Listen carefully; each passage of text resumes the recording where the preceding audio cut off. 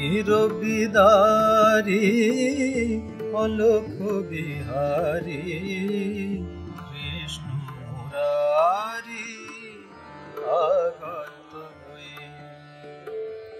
টুটিল গল নিখিল পাগল, টুটিল গল নিখিল পাগল, সর্বসহায় আজি সর্বজয়ী। তিনি রবিদারি অলোক বিহারী কৃষ্ণ মুরারি আগত হই। বহিছে উজান অশ্রু যমুনায়, হৃদে বৃন্দাবনে আনন্দ ডাকে আয়। বহিছে উজান অশ্রু যমুনায়, হৃদে বৃন্দাবনে আনন্দ ডাকে আয়। বসুধা যশোদার স্নেহধার থলায়, কাল রাখাল নাচে থই তা থই। নিরবিদারি অলোক বিহারী কৃষ্ণ মুরারি আগত হই। বিষ ভরি ওঠে তব নমো নমো, হরির পুরে মাঝে এলো অরিন্দম। বিষ ভরি ওঠে স্তব নমো নমো, হরির পুরে মাঝে এলো অরিন্দম। গিরিয়াধার বৃথ জাগে প্রহরে জন, কারার মাঝে এলো বন্ধ বিমোচন। গিরিয়াধার বৃথা জাগে প্রহরে জন, কারার মাঝে এলো বন্ধ বিমোচন।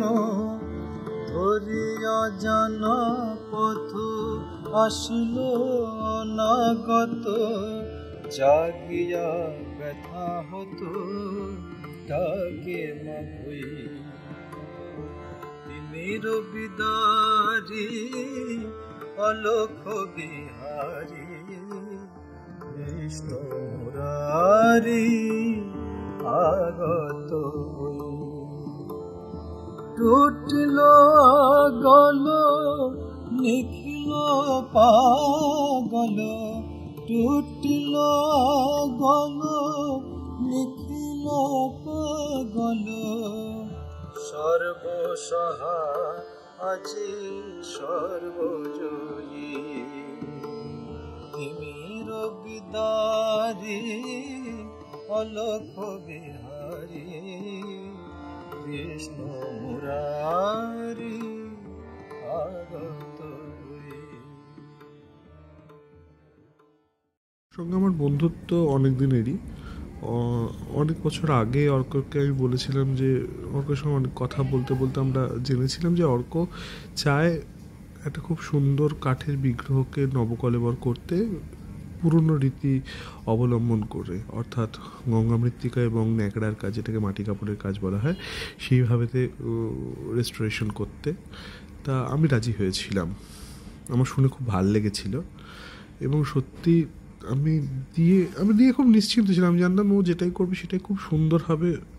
সেটা অবশ্যই আর 5 জনের কাজের চাইতে অনেকটাই আলাদা হবে এবং আমি হয়তো যেটা চাইছি সেটাই হবে। আমার সেরকম কিছু রিকোয়ারমেন্ট ওর কাছ থেকে ছিল না। আমি কয়েকটা ছোটো ছোটো আমার রিকোয়ারমেন্টের কথা তাও আমি বলেছিলাম।